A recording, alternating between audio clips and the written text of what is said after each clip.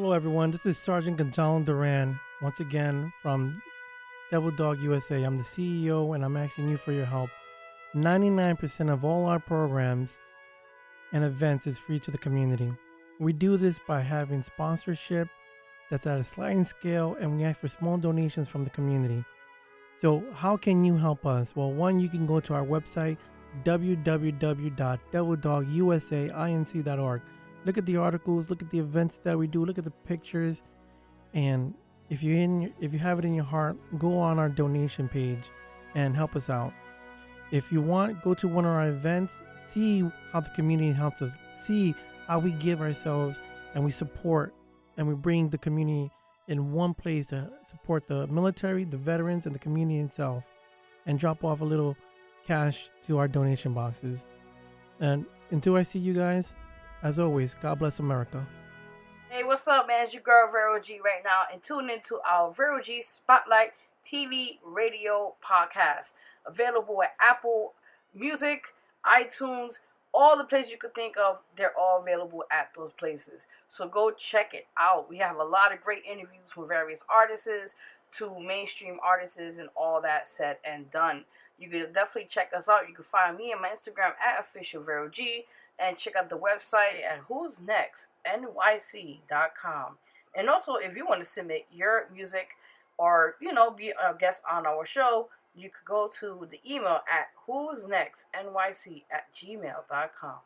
Also, the website where you could also submit if you'd like to play your music on our show and also be on our show for an interview. So definitely go check it out. Again, for the Vero G Spotlight TV radio show also, and support this amazing platform. Thank you so much. Take care. I know you guys are struggling out there. I know the price on things is expensive. It's out of control. How is Bidenomics working out for you? I know you guys are weak. You're tired. You can't fight anymore.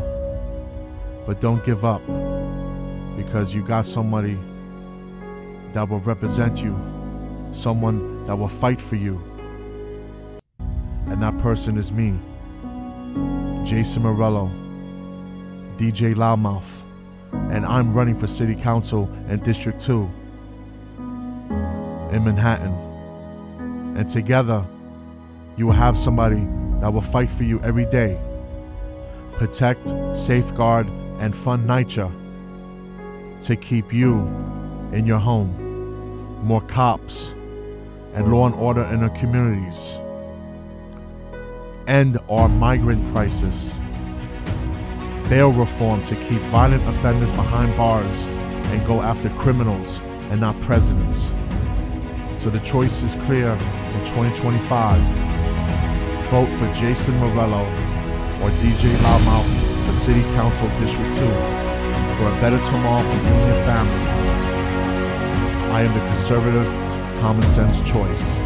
For more information, DJ Loudmouth for NYC.com, and I include this message.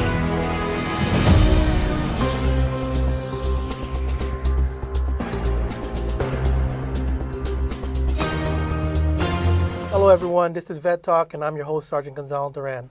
I'd like to thank our executive producers, JM Empire Media and Vero G Productions. Today's sponsor is Fashion Has Heart, and today's honored guest is Jonathan David Rinaldi. Jonathan, thank you for being here today. Thanks for having me. So, tell us what you're doing here. Well, I'm here because I am a candidate to run for Congress in District 14 against AOC. Now, prior to making this decision, what background do you have in politics? I was president of student government at City College in New York. I was the first architecture student to ever be president of student government. But with that being said, I never really had any political aspirations. I just felt like the conservative message needed to be expressed, and it needed to be expressed by somebody who was not afraid of, to go against the left, and not afraid to have my whole life exposed. And that's pretty much why I'm doing it. So what changed your dynamics to say, let me jump into politics?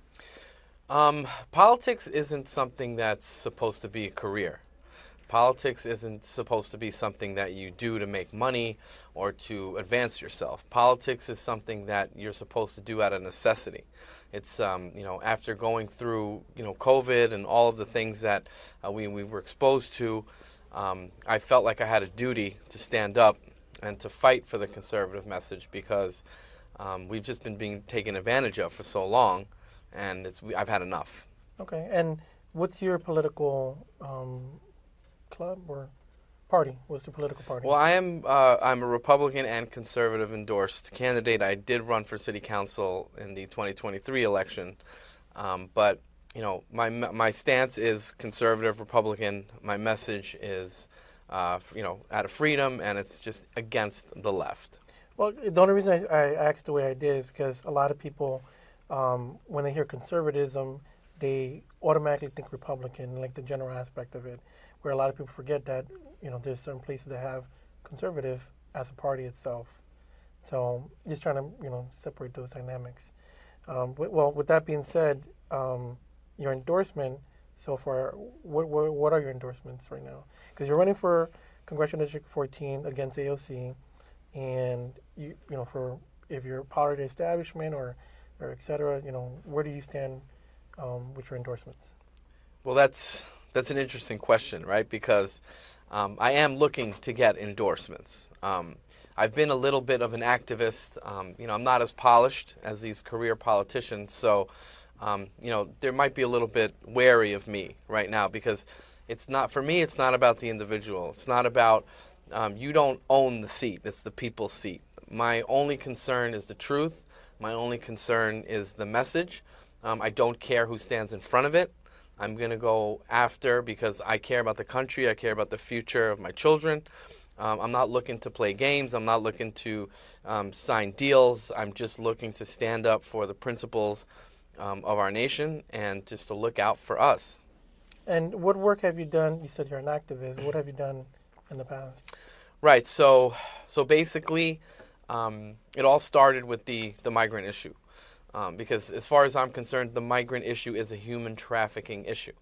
I'm not against families. I'm not against immigration. My family is immigrants. My ex-wife is an immigrant. It doesn't matter. That's not what it's about. It's a human trafficking issue. Through the coyotes, through the contracts, through the prostitution, through the drugs, through just what's been going on. So I had my first rally at the Q Motor Inn in my district for District 24 for City Council.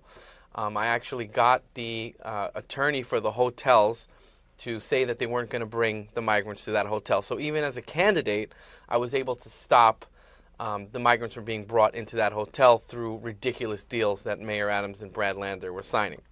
I also, the administrative process, which is extremely important for citizens to know their power, to redress our grievances and get our information. I was doing a lot of First Amendment audits and getting FOIL requests. I was able to get a lot of the oaths of office for all the sitting queens, electeds. And I just like to show up, and I like to interfere with the press conferences that go on throughout the city because it seems like the messaging is always one-sided. So I like to make sure that I inject the conservative message every chance I get. Well, I like that word you use, interfere. I'm going to use that on somewhere one day, either in a writer or television myself. But just to step back a little bit, this is so you did city council last year. Mm-hmm. You're running for Congress this year. What did you learn different since you're a new politician, sort of? What would you say you learned in the last year running into the political game? Well, I'll tell you that the most important thing is raising money. Fundraising is the most important thing if you want to be taken seriously, okay? Knocking on the doors, getting people to know you're there, it takes a long time. You have to get involved with the political organizations. You have to get involved in the churches. People have to know your name. You have to be involved in the community. It just takes time to get known as someone that's in the community. But one of the things that I've learned is that you're not going to be taken seriously unless you raise money, and you have to get your signatures impeccable so that they can't be challenged when you submit them to the Board of Elections. That I do know, but a lot of people. I don't know if you face this. When I first got into learning and understanding politics, I seen some really crooked things at the same time. Let's say certain parties going after people's signatures just to go after them, regardless, just to not have any competition in there. Would you say you've seen some of that going on, or what's your impression? Well, I do know that the signature process is has to be really meticulous, because what people do, and I know that people do this, is if you there's plants, right? Because, you're standing up for a certain ideology that a lot of people just aren't for. So there are plants that may work with you and help you get signatures, but they'll do fraudulent signatures so that when you submit them to the Board of Elections, they'll be like, oh, this doesn't work, and then they'll try to, put your name. That's why you don't witness your own petitions. That's why you try not to have all your signatures on one petition. You try to spread them out. So if there's a problem with a sheet, they'll throw out a sheet, 1 or 2 signatures, but they won't throw out 10 or everything. So you have to do the little nuances to just protect yourself. Because if you witness your own petition and there's a big problem, then they can say that you're being fraudulent and they can throw you off the ballot just as an individual. So you have to really protect yourself against the machine. I mean, we're up against the machine, right? And I've seen, for investigating journalism, I've seen some really horrendous things going on. Let's say like incumbents having people that are not registered to vote signing on the bottom as a verifier. Right there, you would think that something like that wouldn't happen, but it goes on regularly. These are, and then on top of that, voter suppression is one of the things that we as, let's say, voters would not want to see. But, you talked about earlier the immigration. What do you think about the situation where immigrants are getting possibly the opportunity to start voting in local elections? Well, it's 100% about voting, and I know that it is because they have the absentee ballot applications. There's, number 6 and number 7 on the absentee ballot application. You can sign, as a candidate, I could have done this. I could have harvested thousands of votes. So you sign number 6, and then I go and I take the ballot from the Board of Elections. And then number 7 means that I can drop off the ballot at the Board of Elections. But when you do that, you give up your right to vote in person. Now, if you show up and vote in person, you have to sign an affidavit. So technically you don't, but nobody knows how to sign an affidavit. But then with the mail-in ballots, which is something else, there is no signature verification. So when it was my turn to cast my vote, I went to the Board of Elections on the first day just to submit an absentee ballot application, and I signed an X. Okay, they came out, they told me, why don't you sign a resemblance of a signature? I was like, well, how do you know what my signature is? So 100% the migrants that are here to vote. I was one of the first people to be at Creedmoor, the Herc site that was being built. I showed up there. I walked around. I tried to let the people know that they were coming. I even went there with the sitting congressman at the time. They wouldn't let the sitting congressman in there. But what they did say was that all the work authorization paperwork for every person that goes into that Herc site is signed and ready to go. Now, that work authorization is going to be transferred into the ability to work and the ability to vote. So it's a very dangerous situation because there's no way we need one-day voting, we need paper ballots, or else our country is finished.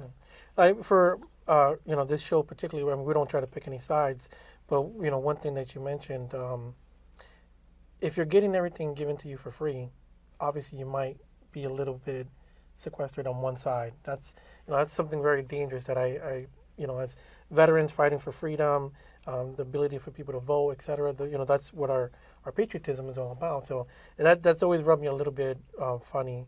And just, for the audience, if they don't know, the reason why you said the signature is so important and has to be meticulous, let's say when you're petitioning out there, that's you going out and trying to get people's signature to have you as on the ballot and voting for them, if they could be in a rush, maybe they don't want to step outside, maybe they'll just scribble something, and now if it doesn't look the same as what it is in the Board of Election, then boom, that's a reason to knock off a name. If it's somebody like the verifier, then that could damage the whole sheet right there. And so when you're not endorsed by the party, you don't have to be endorsed by the party. However, when you're endorsed by the party, you're going to have, you're going to be on your petition, you're going to have a number of people, Senate, Congress, just whatever position is available. So everyone is going out to get signatures together. So, in reality, you might get yourself, 1,000 signatures, but because your name is on the other petitions with the other people are getting, you actually have a whole bunch. Now, as the party, they're not going to go after the party because then they'll knock everybody off the ballot and then there'll be no candidates for the party. But when you aren't endorsed and you have to go and get your signatures by yourself, that's when you have to be meticulous because every signature counts. And it's not easy to get 1,200 signatures. It takes, if you're going door to door, you might get, 8 to 12 every 2 hours. It's really difficult. And you have to be registered. You have to be in the district. And then if they do challenge your signatures or your petitions, it's going to cost you about $10,000 to get an attorney to come to fight for those signatures. So it's a big racket, but you have to be really careful, and you have to get their address has to be clear, their name has to be clear, as much information as humanly possible. And, even if you do everything the right way, once again, somebody might try to do some offhand things to try to get you off, which is unfortunate. And if you're doing it all volunteer, that's one thing, but having to pay for individuals to help you petition, it's a whole different thing. You're trying to balance a campaign budget with all that going on. Once again, and those numbers, 10,000 is probably on the low scale, I assume.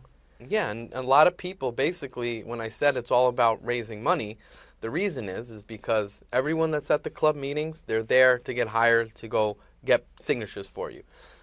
Every club, has someone that's a printer that, they want you to give them money so they can print you the palm cards and the mailers and all that stuff. For city council, the mailers just for city council alone, it's about $40,000.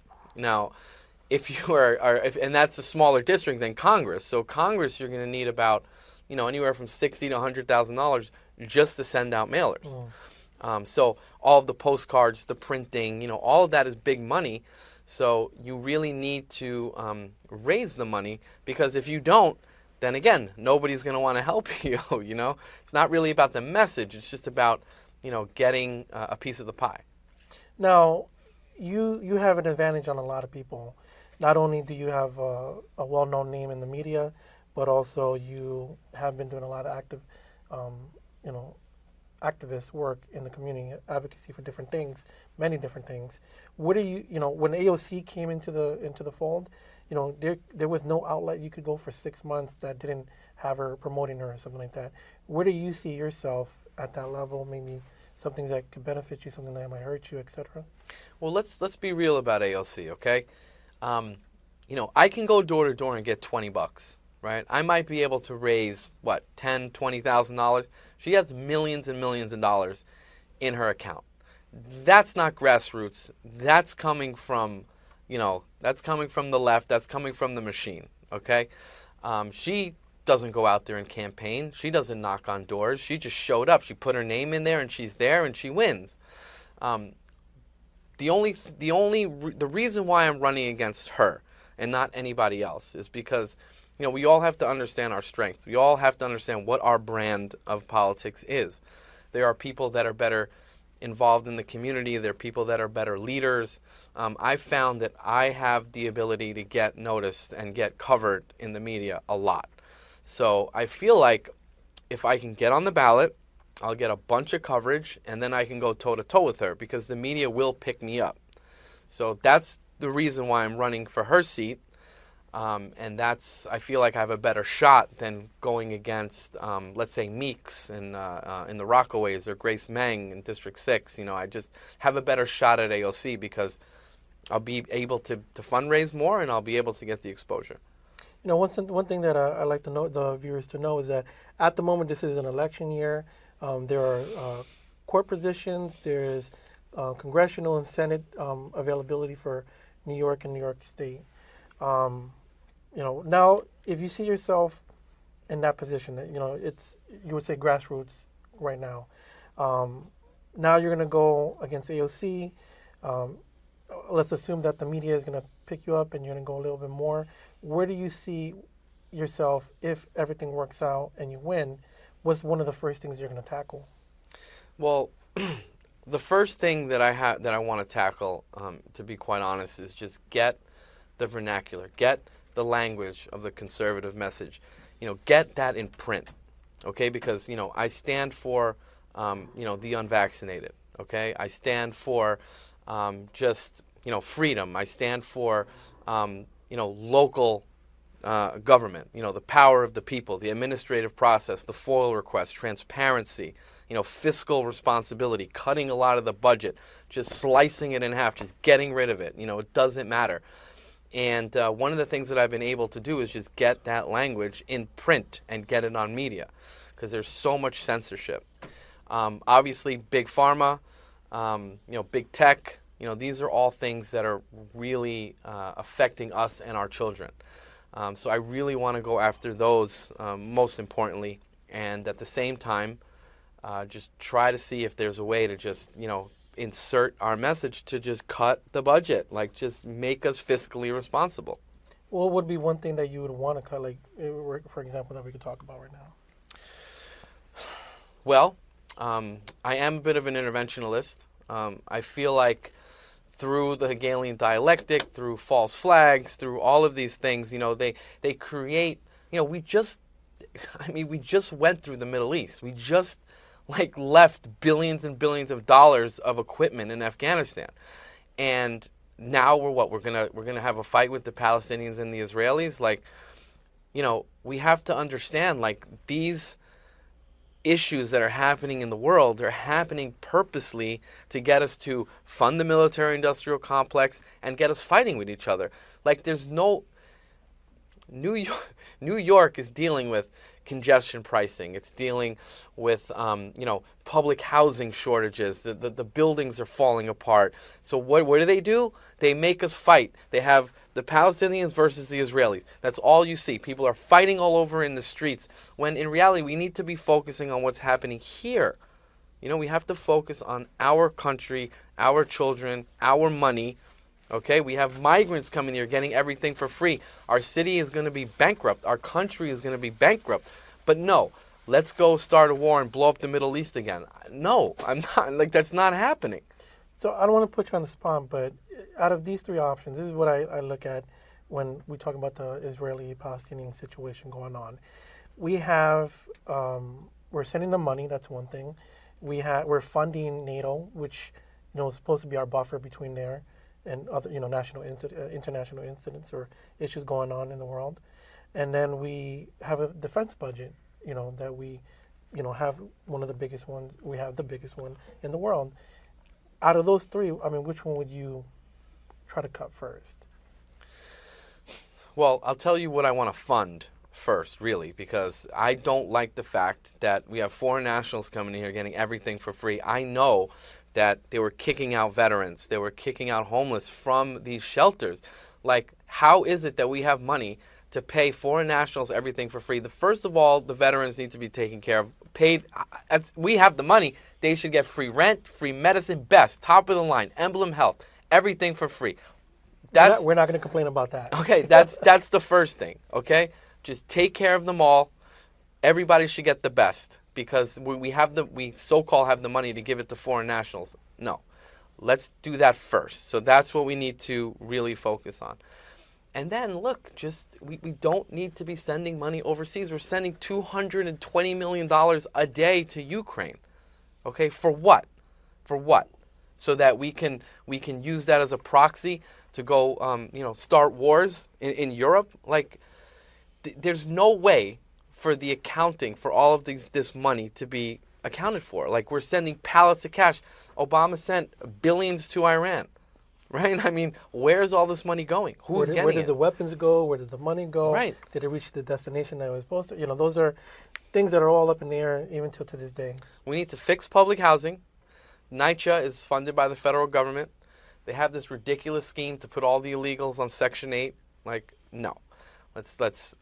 My plan, what I would love to do is to put a school right in NYCHA, right in there and teach all of the kids that live there, union plumbing, union electrician. Let's start a construction division because right now they just have handymen. So let's train our people to become union employees so that they can then work and fix their public housing and they have a connection to it. We can't just kick everyone out, fix it through public funds, give the Section 8 application process. We're not getting it. Veterans aren't getting it. They're going to give it to the illegals. They're going to give them everything for free, and all the public housing is going to be filled with these foreign nationals that are going to vote Democrat in perpetuity, and, our country's over.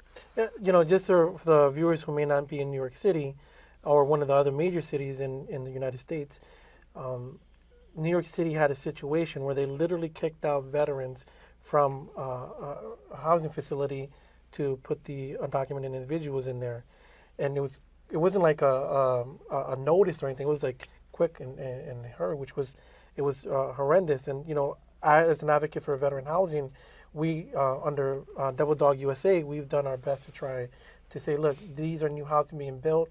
We would like to see veterans, being proportionated to them as well. You hit on a topic where the school situation, there's a lot of children that are going into these school systems, and they're not being there's no buffer into it. Like, they're just going straight into the school system.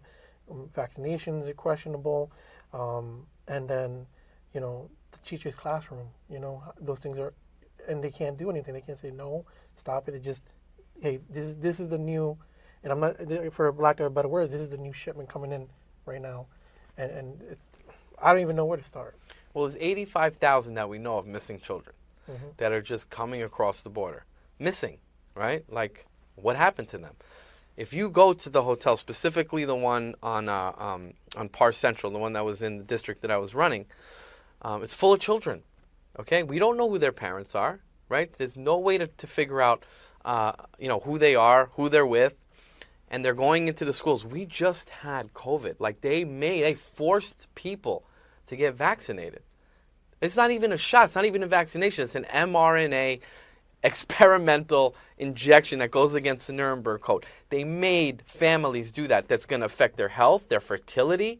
Okay, I know there's turbo cancers. I know people that got the shot that are sick, and then they let people come in here, and then they don't have to prove anything. They have with the Border Patrol app, they can board an airplane.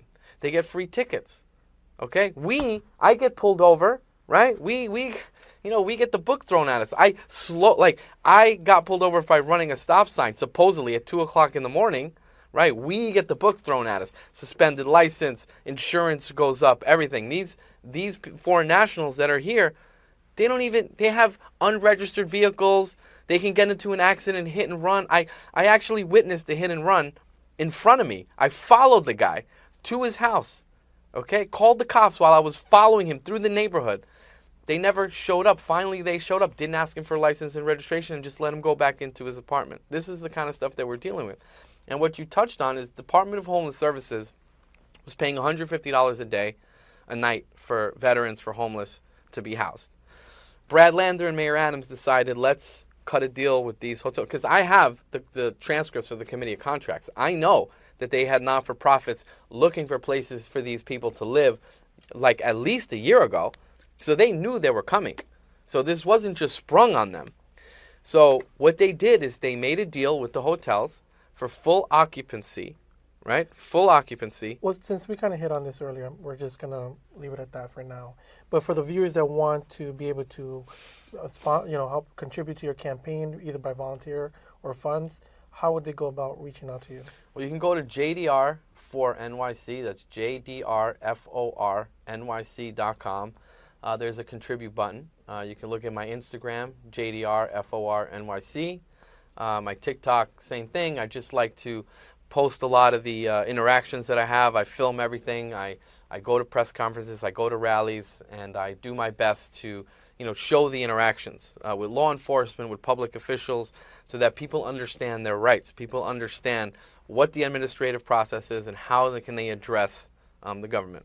All right, thank you, Jonathan, for that. And if you'd like to be a guest on Vet Talk, Feel free to email us at ceo@devildogusainc.org. Until next time, as always, God bless America.